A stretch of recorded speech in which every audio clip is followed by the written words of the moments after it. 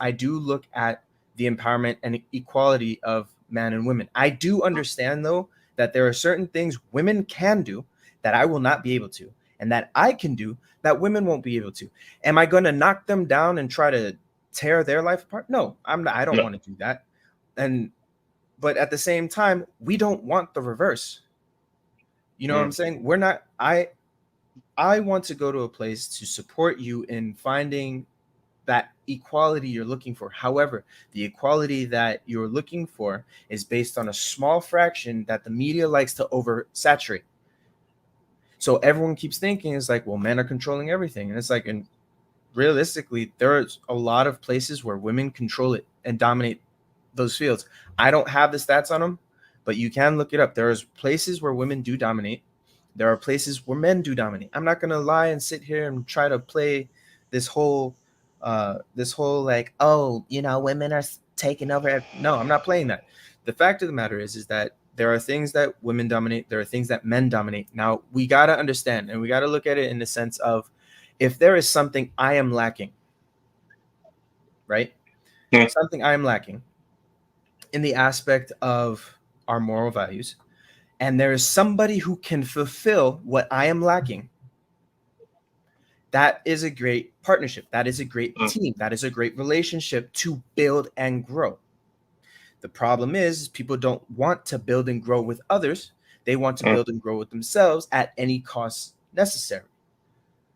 It's a very selfish way of thinking, to be honest, and that's how I think about, like, getting it back to the topic. That's what I kind of look at it as. A very, a lot of these people who are very pro-life have, like, oh, you never know what the baby could be, and then you have the religious extremists, like, well, especially with the women who were, the victims of incest and rape and all of that other kind of stuff, who, got pregnant because of that act. You have these extreme religious people going, oh, well, you must have done something to deserve that.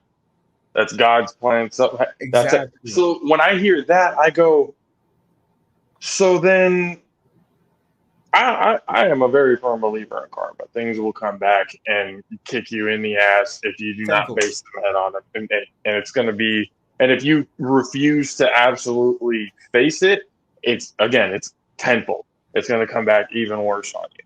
So it's like, and then when it happens to them, all of a sudden they're sympathetic. And it goes back to a lot of the arguments that we've said.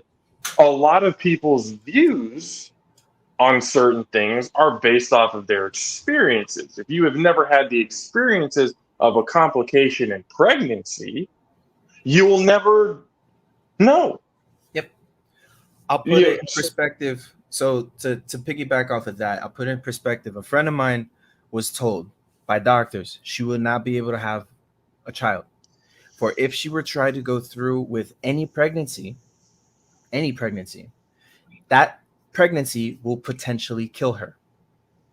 Because one, she's anemic.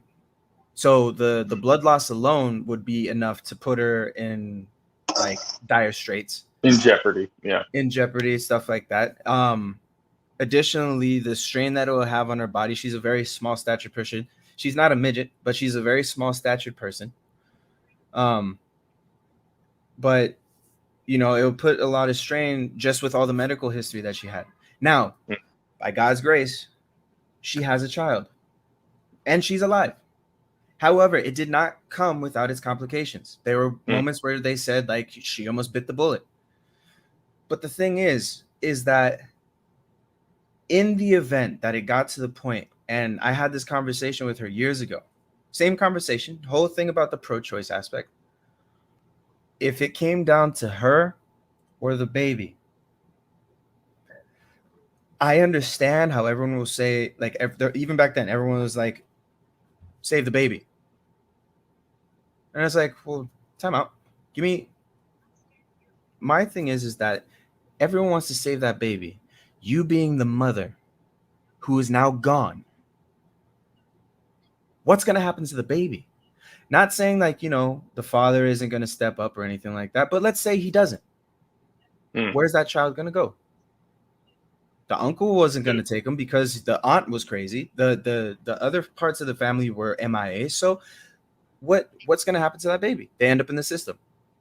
The same system that is going to utilize them as a number and keep passing them along.